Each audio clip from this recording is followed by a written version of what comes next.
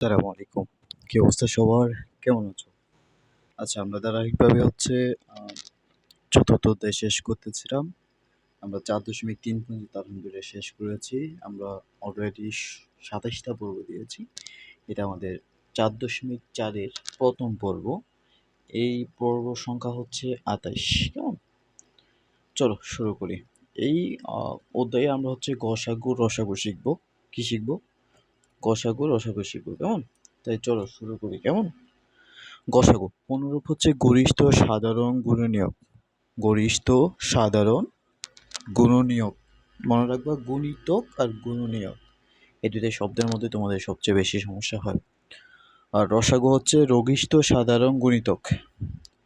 তারপর আমাদের গসাগুকে আমরা এসিএফ বলি, হাইয়েস্ট কমন ফ্যাক্টর।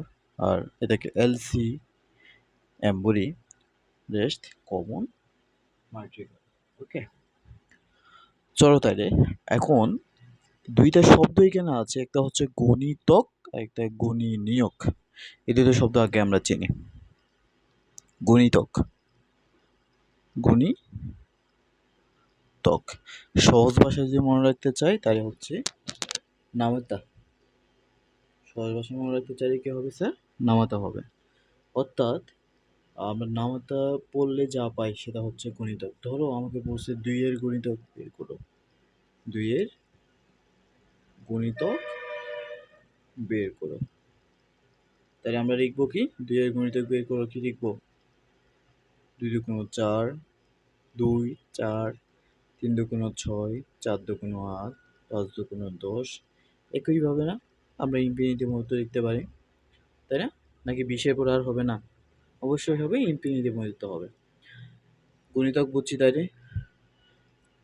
এখন ধরো আমাকে যদি আবার বলতো ৩ এর গণিতক লিখো, তাহলে আমরা বলতাম কি ৩, ৬, তারপরে ৯, ১২, এভাবে যাইতাম। কত পর্যন্ত যাইতাম? ইনফিনিটি পর্যন্ত। আর এইখান থেকে একটা পয়েন্ট আমরা বুঝছিলাম, সেটা গণিতকের শেষ নাই। গণিতকের কি নাই? শেষ নাই। এবার আসো, এরপর আমরা যেটা বুঝবো সেটা গুণনীয়ক। কি বুঝবো? গুণনীয়ক। আচ্ছা, গুণনীয়ক জিনিসটার না মানে মানে তুমি কতবার ভাগ করতে পারবা, কতভাবে বা কতবার, কতভাবে ভাগ করতে পারবা। মানে একটা সংখ্যাকে আমি তোমাকে দিব, এটাকে কয় ভাগে ভাগ করতে পারবা, মানে কয়বার তুমি ভাগ করতে পারবা বা কয় নিয়মে তুমি ভাগ করতে পারবা, সেটা আমার গুণনীয়ক। ধরো আমাকে যদি বলে ৬ এর গণিতক বের করো, ৬ এর গুণনীয়ক, আমি ভুল করতেছি, গুণনীয়ক বের করো।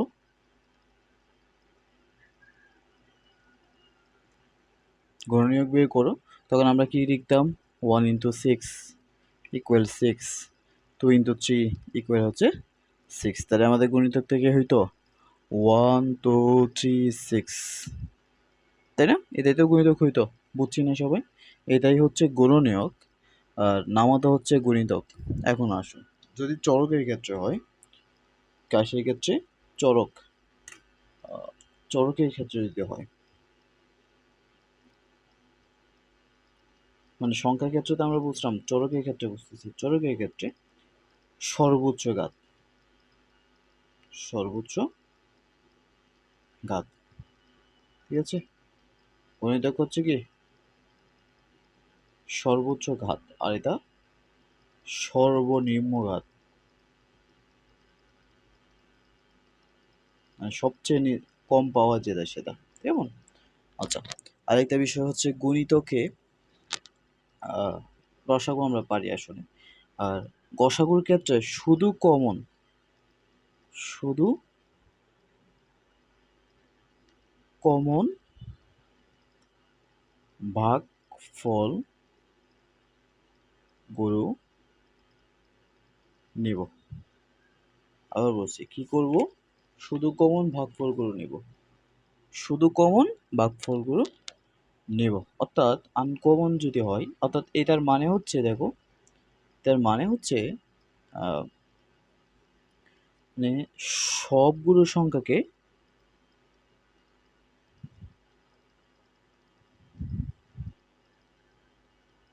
যে সংখ্যা দিয়ে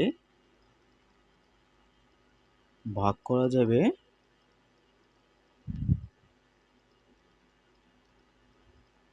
তাকেই শুধু নিব। যদি না যায়, যদি কমন না থাকে, তাহলে গসাগু হবে ১। মাথায় রাখবে, যার কেউ নাই তার ১ আছে। এটা হচ্ছে আমাদের গসাগু আর রসাগুর মূল থিম। চলো আরেকটু বুঝি। সেটা হচ্ছে যদি আরেকটু দেখি সেটা কিভাবে দেখা যায়। দেখো দেখো রসাগু আর গসাগুর ক্ষেত্রে আমরা লিখলাম রসাগু, ঠিক আছে? এবার সে লিখলাম গসাগু। ওকে, পার্থক্যগুলো আমরা একবার লিখলাম আর কি। কেমন? ১ নম্বর পার্থক্য দেখো, ১ নম্বর পার্থক্য হচ্ছে চরকের সর্বোচ্চ ঘাত হয়। সর্বোচ্চ ঘাত নিব, ঠিক আছে? দাগ দিয়ে দিই, তাহলে তোমাদের বুঝতে সুবিধা হবে। ওকে, এখানে হচ্ছে সর্বনিম্ন ঘাত, সর্বনিম্ন ঘাত। ওকে, এবার আসো সর্বনিম্ন ঘাতটা নিব। এরপরে দেখো ২ নম্বরটা। ২ নম্বর হচ্ছে আমি কমপক্ষে ২টা ভাগ করলেই নিতে পারবো। কমপক্ষে ২টা সংখ্যা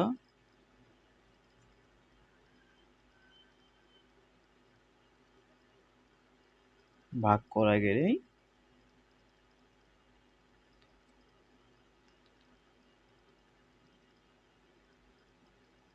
রসাগু হয়। রসাগু হয়। এইটার ক্ষেত্রে কি হয়? এটার ক্ষেত্রে হচ্ছে সবাইকেই ভাগ চাইতে হবে। সবাইকেই একটা কমন সংখ্যা দিয়া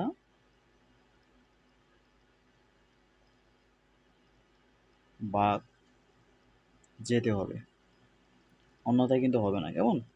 আচ্ছা, এরপরে দেখো ৩ নাম্বার, যদি ভাগ না যায়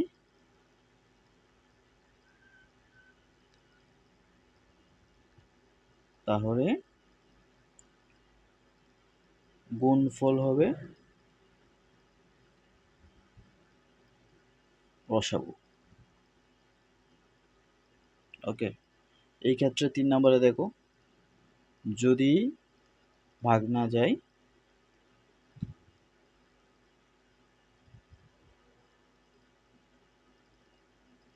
তাহলে গসাগু হবে ১, ঠিক আছে? ৪ নাম্বার, ৪ নাম্বারে আমরা কি লিখতে পারি? এটাকে বলা হয় লঘিষ্ঠ। লঘিষ্ঠ সাধারণ গুণিতক, যদিও একটু আগে পড়েছি। লঘিষ্ঠ সাধারণ গুণিতক। আর এটাকে কি বলা হয়? গরিষ্ঠ সাধারণ গুণনীয়ক। ওকে, আচ্ছা ৫ নম্বরে আমরা কি লিখতে পারি?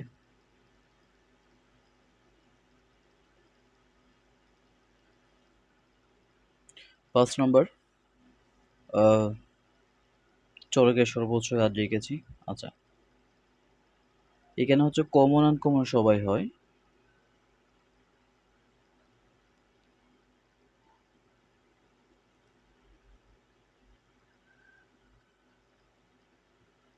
আর এইখানে শুধুমাত্র কি হয়? শুধু কমন মানটাই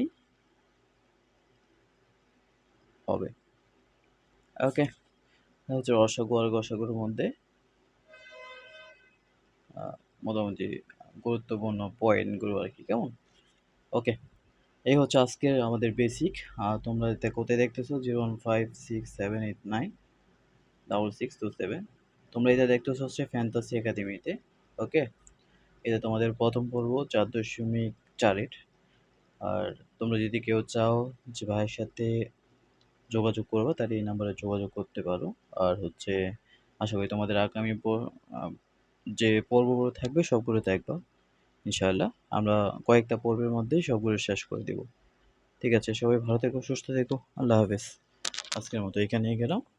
আমরা আগামী পর্বে ইনশাআল্লাহ দেখা হবে। আর তোমরা হচ্ছে সরি টু সে সবকিছু একটু দেখে নিও, কেমন?